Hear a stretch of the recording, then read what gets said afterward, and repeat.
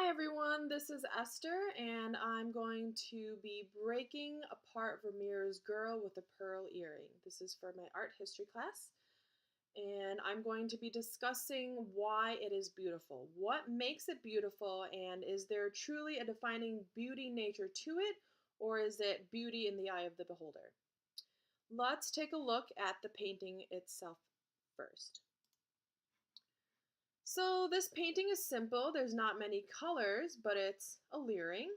The shape of the face is very pleasant and easy on the eye. It's not disturbing. There's symmetry and proportions of the face are right on, not overbearing with emotion.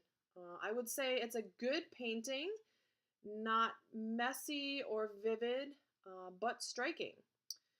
So I'm going to be comparing the definition of beauty to the modern day TED Talk by Dennis Dutton and then to the Great Theory of Beauty and Its Decline by Władysław Terwicz. So let's talk about the TED Talk first. He speaks of our ancestral roots and how beauty is ingrained in us. Dennis talks about Darwin's philosophy and how it's not in the eye of the beholder. He speaks of natural selections and desires within us. Beauty is nature's way of acting, he says, at a distance. Two examples. So we have natural beauty, the trees, the sky, everything that you see that just, is natural. That's natural beauty. And then there's deliberately making things beautiful for us to function. In his example, he explained how the ancient Homo sapiens used a carving tool that was designed to be beautiful and not just for a purpose. So, for example, this pencil, it's, if the Homo sapiens were in modern day now, they would have designed it probably pretty similarly, but it's pretty. It's a color blue that's pretty. It's, I would say, a hexagon in order for the pencil not to roll over. And it looks nice to write with. I want to write with this pencil.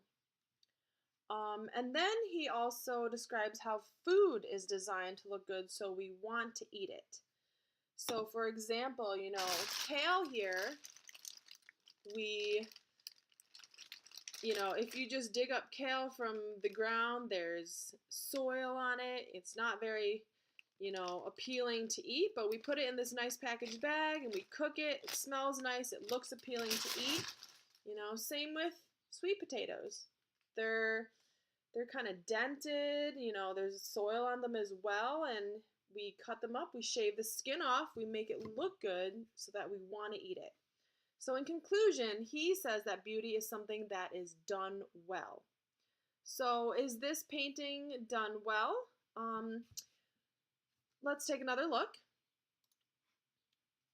We can see I would say definitely, because we can see the artist's delicate and wise decisions made upon where to put the paint.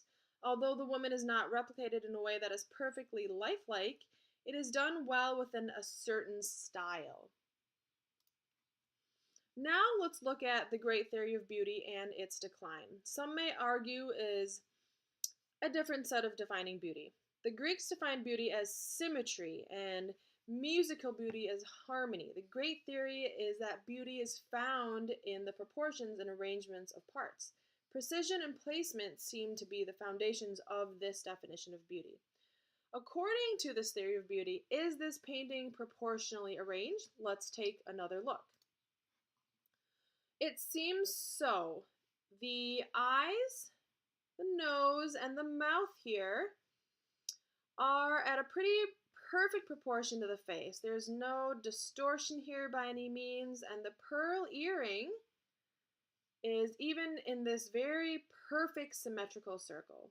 Although we cannot see the woman's face from the front view, right? We only see her from the side. She's looking towards us. We can see that her proportions are accurate to the way we view her. So why did this painting fit both definitions of beauty? What are the connections between the two definitions, and does this work with every piece of art? So we've compared modern day definitions of beauty, but now let's take a look at ancient Greek definitions. beginning with Socrates. He indicated that beauty is not solely the object, but the correspondence between the object and its purpose. What does that mean? So let's say this cutting board could be considered beautiful, okay? But if it was made of gold, it would not be beautiful because it would not serve its purpose to its best potential. This definition led to relativism. According to McGrath, purpose of art is relative. For instance, in 1053, Pope Clement XII criticized Giovanni da Udine for making the ribs of the interior of the dome of Michelangelo's Medici Chapel too white, making the grotesque of the coffers too hard to see. Muted colors were advised instead to bring out what was important to the Pope at that time. So if the Pope were to advise how to paint the Medici Chapel now, it would probably be a completely different viewpoint. So other theories derived also from the great theory. So, for instance, beauty is perfection. Beauty lies in moderation. Beauty is a metaphor.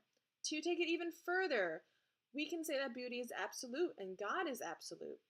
Therefore, God made all things and everything is beautiful since God created it all.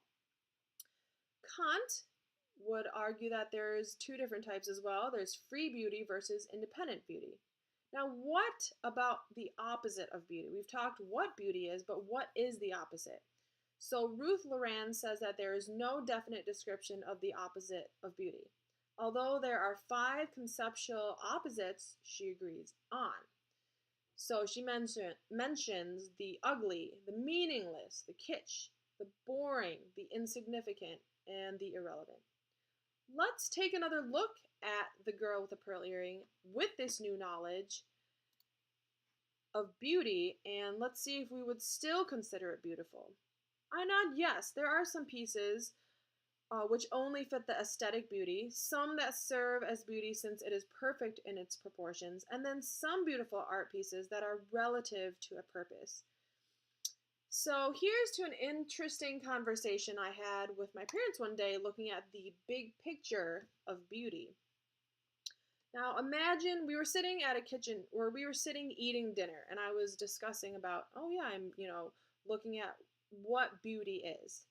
And we were looking at our table full of food and my dad goes, well, this apples over here might be extremely appealing to one person and another person might agree that, this plate of sweet potatoes is their favorite dish. Right? Everyone has their favorite dish. And he noticed that all these dishes are on the same horizontal line. So we can use these dishes as definitions of beauty. All right? So we can move from dish to dish. You can taste a little bit of that dish and that dish. But what determines which one is better tasting? If they were all at a comparatively good tasting level, they are basically all the same but different. Who can say that the chicken dish is better than the casserole if they are equally good? So the same would go for the definition of beauty. There may be many dishes of beauty, but some people may like certain dishes and tend to eat from those dishes more because of their preference. Now coming back to why I believe this piece by Vermeer is still beautiful. Although there are many definitions, variables, and ideas of beauty in the past and present, I still consider it beautiful due to my choice of dish from the table. I choose to define beauty by being something that is done well, by Dennis Dutton, and as a painter myself, I would say that the painting is done extremely well. The good thing about defining beauty is that I can change my choice of dish. If 2 years from now, I believe that beauty is according to its relevance to the subject, Vermeer's painting is still beautiful to me. This is the beauty of defining beauty.